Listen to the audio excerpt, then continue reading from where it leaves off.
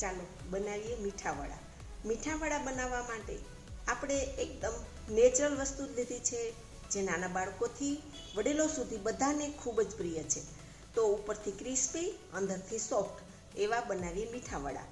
મિત્રો, મારી ચેનલ તમે ન સબસ્ક્રાઈબ કરેલું હોય તો મારી ચેનલને સબસ્ક્રાઈબ કરજો અને મારો વિડીયો અંત સુધી જોજો કે મીઠાવડા આપણે શેમાંથી બનાવીએ છીએ. ચાલો બનાવીએ મીઠાવડા.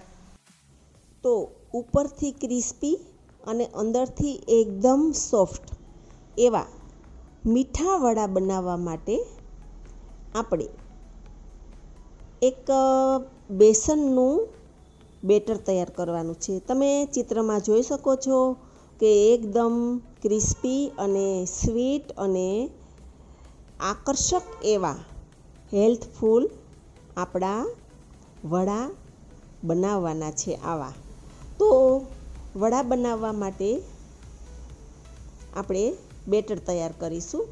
તો બેટરમાં આપણે ચણાનો લોટ લેશું, પછી એમાં આદુ અને મરચાંની પેસ્ટ તેમજ અડધી ચમચી જેટલો અજમો, ટેસ્ટ પ્રમાણે મીઠું અને એક ચપટી જેટલો સોડા નાખવાનો છે.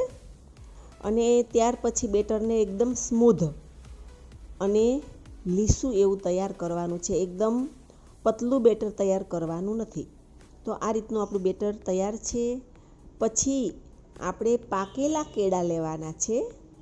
કેળાની છાલ ઉતારી અને પછી મનગમતો શેપમાં કટ કરી લેવાના છે. નાના મોટા તમને જેમ અનુકૂળ આવે એવી રીતે કેળાને કટ કરી લેવાના છે. તો આ રીતે કેળા કટ થાય ત્યાં સુધીમાં આપણે તેલ મૂકી દીધું છે અને 5 જ મિનિટમાં આપણા સ્વીટ વડા તૈયાર થઈ જશે, જે નાના બાળકોને અને વડીલો સુધી બધાને ખૂબ જ ભાવે છે.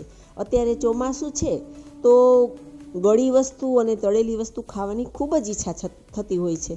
તો આ રીતે બેટરમાં ડીપ કરી લેવાના છે બધા જ બનાનાના પીસને અને એક પછી એક તેલની અંદર ફ્રાય કરવા માટે મૂકતું જવાનું છે.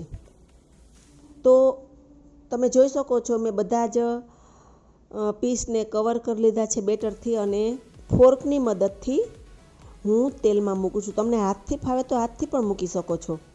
તો મારે તો છે ને કેમેરો સેટ કરવા માટે ઘણી વારે અડવો પડે છે મોબાઈલને, એટલે હું ફોર્કથી મૂકું છું.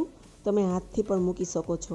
તો આ રીતે તમે જોઈ શકો છો કે વડા આપણા એક પછી એક એકદમ સરસ મુકાય છે. બિલકુલ આપણે જે બેટર કર્યું છે એના ટીપા પણ ક્યાંય પડતા નથી. એટલું બેટર થીક રાખવાનું છે.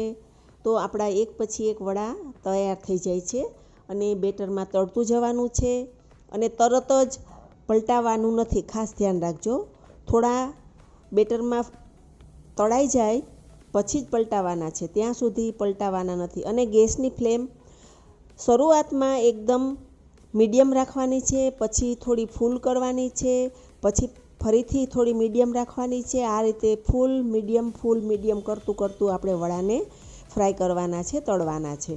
તો તમે જોઈ શકો છો આ 5 જ મિનિટમાં આપણા વડા તૈયાર થઈ જાય છે અને નાના બાળકોને અતિ ભાવે છે, ખૂબ જ ભાવે છે. તમે ટ્રાય કરજો, તમારું બાળક 2-4 વડા ખાઈ લેશે એટલે ધરાઈ જશે. તો હેલ્થફુલ પણ છે અને એકદમ એનર્જીયુક્ત વડા છે. તો આ વડા કોઈ જાત બહારની ગળાશ નાખ્યા વગર માત્ર ને માત્ર કેળાના જ વડા છે. તો આ રીતે તમે પણ ઘરે મીઠા વડા, સ્વીટ વડા બનાવજો અને મહારાજનો થાળ તૈયાર કરજો અને પરિવારને પ્રસાદી રૂપે પીરસજો. તો આપણા વડા તમે જોઈ શકો છો એકદમ મસ્ત રીતે તળાય છે અને હવે આપણા વડા તૈયાર થઈ ગયા છે. તો તમે પણ આ રીતના એકવાર જરૂર ટ્રાય કરજો. પછી મને કમેન્ટમાં કહેજો કે કેવા તમારા વડા થયા છે અને ભાવે છે કે નહીં. તો પાકેલ કેળાના મીઠા વડા જરૂર ટ્રાય કરજો અને સોસ સાથે, લીલા મરચાં સાથે અને છાશ સાથે તમને જે અનુકૂળ આવે એની સાથે તમે પીરસી શકો છો. નાના બાળક છે તો એ તો એમ જ ખાઈ લેશે, શેની જરૂર નહીં પડે. ખૂબ જ મજા આવશે. તમે જરૂર એકવાર ફરીથી કહું છું, ટ્રાય કરજો. અને મિત્રો, મારી ચેનલ ગમતી હોય તો લાઈક કરજો. આ વિડીયો ગમતો હોય તો લાઈક કરજો, શેર કરજો. અને મારી ચેનલ માટે નવા હો તો સબસ્ક્રાઈબ ન કર્યું હોય તો સબસ્ક્રાઈબ કરી લેજો. મિત્રો, તમારી એક લાઈક અને સબસ્ક્રાઈબથી અમને ખૂબ જ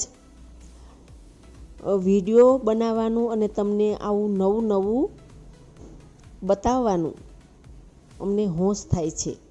તો આપણા વડા તૈયાર છે. Thank you.